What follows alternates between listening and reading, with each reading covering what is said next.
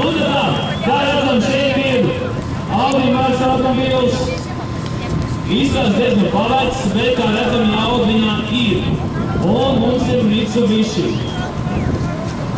Negribu pateikt kāds. Nu, redzēsim, kurš tad kur varēs pieteikt šajā braucienā.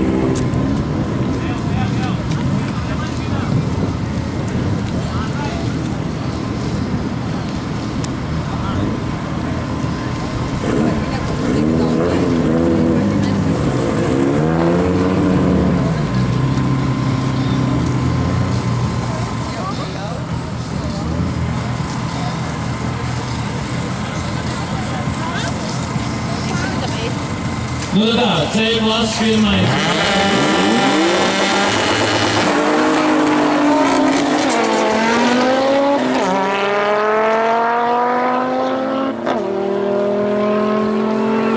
Braucam mājās.